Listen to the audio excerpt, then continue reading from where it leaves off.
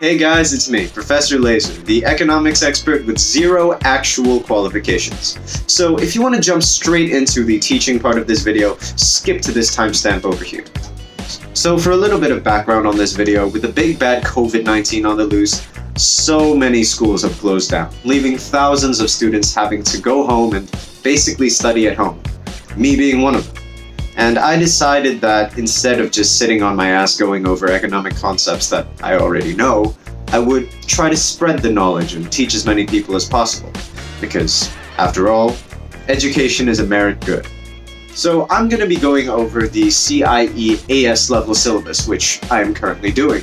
I'm going to be doing this decently in depth at a decent level, hopefully enough for you to fully understand each concept.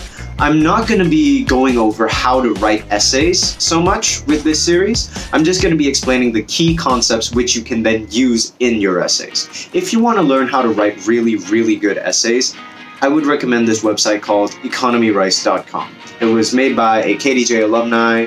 He went to Cambridge to study economics, Bank Nagara scholar, really high level stuff. So I would really recommend that. I'm not affiliated with them in any way, it's just the essay writing resource that I use.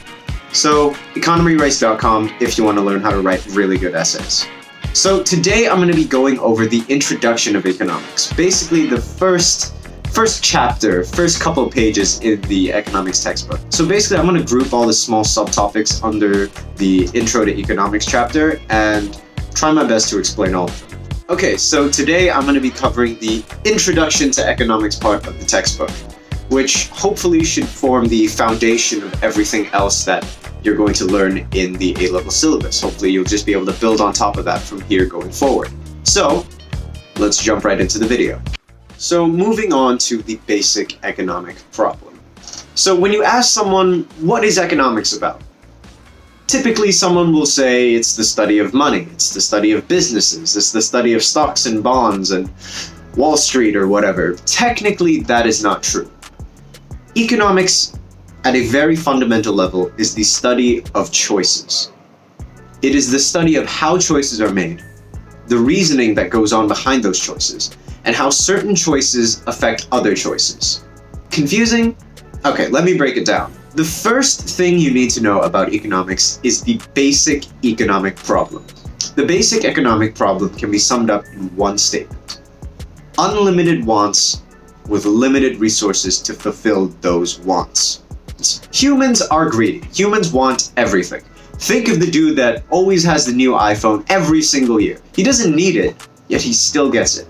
Think about the guy that buys soft drinks every single day. He doesn't need those soft drinks, but he still gets them. He wants them. iPhones don't appear out of thin air. Soft drinks don't appear out of thin air. You require resources to produce those things. And the resources required to produce these things are finite, therefore making these products finite as well. But the thing is, there are a virtually infinite number of soft drinks that people will want. And there are a virtually infinite number of iPhones that people will want. And when you're left with limited resources to produce these things, you get the basic economic problem. Which brings us to the concept of scarcity.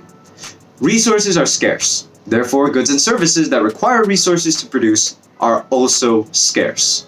And when things are scarce, it forces us to make choices. That's where the choices come in economics. On an individual level, you have to decide. You have to choose between spending your time studying or getting high. On a business level, businesses, companies, which we refer to as firms in Econs, they have to decide whether or not to produce one type of good over the other. And this applies to governments as well.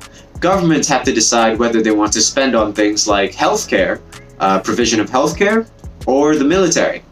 I'm looking at you, America. When we make choices, this then brings us on to the concept of opportunity cost. Now, we all know what regular cost is. When you buy a bag of Doritos, the cost is the 13 ringgit you spend on the Doritos. But the opportunity cost is the opportunity that you no longer have to spend that 13 ringgit on anything else, be it drinks or another kind of chip. The opportunity cost is the next best thing that you could have bought with that 13 ringgit, not the 13 ringgit itself. Opportunity cost is usually never the actual money. The best way to define opportunity cost is the next best alternative foregone, aka sacrificed. This doesn't just occur on an individual level also. Opportunity cost is present across all levels of economic activity. Firms and governments need to decide what they want to produce. They need to decide what they want to spend on, and that in and of itself causes opportunity cost. This is because, once again, finite resources. We can't invest into everything. We can't buy everything. Therefore, we need to make decisions about what we do buy. And when we do buy something, we have to sacrifice buying something else. So the diagram that we have in the syllabus that represents opportunity cost is the production possibility curve, the PPC. Also known as the PPF, the production possibility frontier, same thing. It looks like this. The PPC is a curve that shows all possible combinations of two specific goods or services that can be produced in a set period of time given the available resources. So as you can see here, we have a PPC relating to bananas and coconuts. We can produce at maximum 10 bananas and 20 coconuts. So the PPC here describes all possible combinations of production that we have. So by doing some simple mathematics, we can see that in terms of production, a banana is worth 2 coconuts. And anywhere you move, let's say here and here, it's going to be the same. You're going to reduce the amount of bananas you produce and increase the amount of coconuts you produce. This diagram shows opportunity cost because of the production of said goods. When you produce more coconuts, you have to produce less bananas, thus incurring opportunity cost, because the opportunity cost of the 2 coconuts that you choose to produce now is the banana that you could have produced using the resources used for the coconuts. But of course, production possibility curves do not apply to just firms or individuals, they apply very much so to governments. So this here is a government example of a production possibility curve between capital goods and consumer goods. These are 2 basic forms of goods that you will need to know about. So capital goods are goods that increase production capacity in the long run. So these are things that make you even more productive, allows you to produce more things. So capital goods would include things like machinery or complex machinery that lets you increase production. And consumer goods are, well, goods that are to be consumed. This is food, clothing, consumer goods that you buy every day. Expenditure on capital goods is known as investment, and expenditure on consumer goods is known as consumption. So basically, with this production possibility curve, the government is trying to find out whether they should spend on subsidizing capital goods or consumer goods. So as we can see here, there is once again opportunity cost. You make 60 capital goods, you make 40 consumer goods. If you want to increase the amount of consumer goods to 60, you have to decrease the amount of capital goods you make to 40. Once again, opportunity cost at any point. So at this point, they're making 40 consumer goods, 60 capital goods. At this point, they're making 60 consumer goods and 40 capital goods. So as we can see, this is a diagram that represents the opportunity cost of production to a firm, individual, or country. But of course, PPCs are not always straight lines. They're called curves for a reason. The gradient of the PPC is representative of the opportunity cost of producing each good, aka how much you gain in one and how much you lose of the other. And in practice, opportunity cost is not constant. Well, you can see on the left diagram, the straight line PPC, that each good is worth one of the other. So you increase by 20, you have to reduce the other by 20, and it's the same all across the diagram. On a curve, the opportunity cost increases the farther you go to one side. This means the more you produce of one type of good, the more you have to sacrifice the production of the other. So as you can see on the diagram, if you want to increase the X good by, let's say, 10, you have to reduce the Y good production by 20. And as you get further along, you have to sacrifice a whole lot more. So let's say here, you have to reduce by 30. You're only producing 10 of y in order to get a very small amount, maybe only 55 of the x good. So as you can see here, the opportunity cost increases because it went from sacrificing 20 of y to get 10, you have to sacrifice 30 of y to get 5. This shows that the opportunity cost is increasing. But why is this? Well, in order for me to explain, I need to introduce to you the concept of the factors of production. So the factors of production are the resources you need in order to produce a certain good or service. Take chocolate. If you want to produce chocolate, you need the cocoa beans. You need the workers in the chocolate factory. You need the machines in the chocolate factory. And you need the person who's running the chocolate factory, or the person who's running the chocolate company. These are factors of production needed to produce chocolate. So there are 4 main types of factors of production. There is land, labor, capital, and enterprise. 4. So the land can be described as just land, farmland, or the land that the factory is on, but land is most commonly referred to as the natural resources you need in order to produce things. So in this case, it would be the cocoa beans, a natural resource required to make chocolate. The labor is fairly self-explanatory. These are the workers that you employ to produce these things. These are the farmers on the plantations. These are the workers in the factories. You need these people in order to produce chocolate. Capital. Now, a lot of people think that capital is just straight up cash money, but it's not. Capital can be money. Money is capital. But capital is not just money. Capital is used to describe all man-made resources. So these are things like gasoline. A. Important distinction. Oil is a natural resource, therefore it falls under land.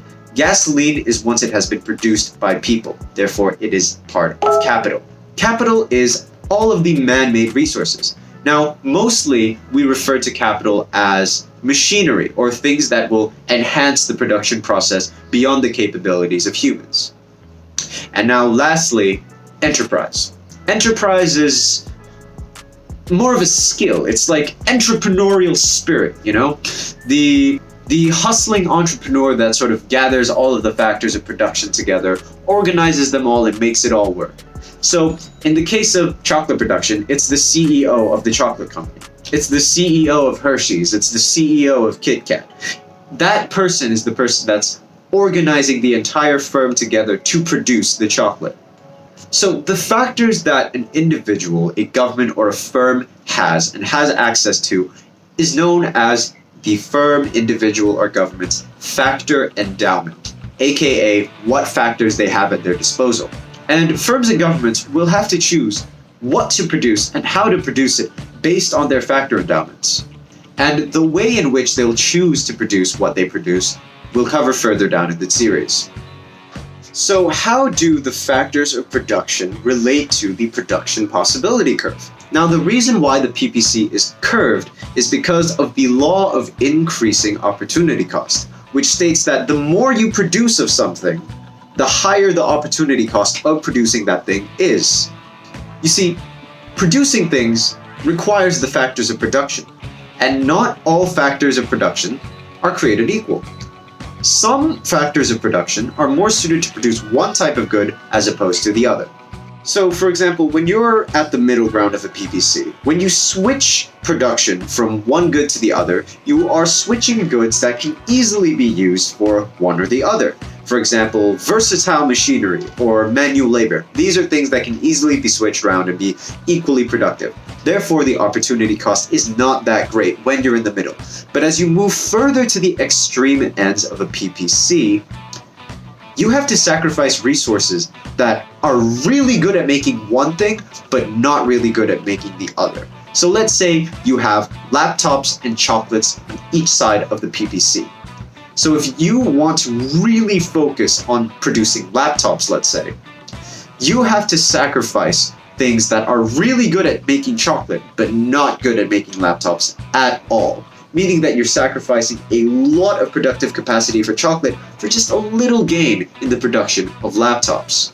And this goes vice versa as well. If you want to specialize in chocolate, you're going to have to sacrifice at the extreme ends Machinery that is really suited for making laptops, but not really helpful for making chocolate. And you'll only do that if you really want to squeeze every single ounce of productive capacity you have when it comes to producing chocolate. So that was the PPC. Now, the PPC is a model. Now, a model in economics is a simplified representation of reality. Economics is huge and complicated, and it has a whole bunch of factors at play at once. So we need to basically simplify reality into a way where we can isolate cause and effect.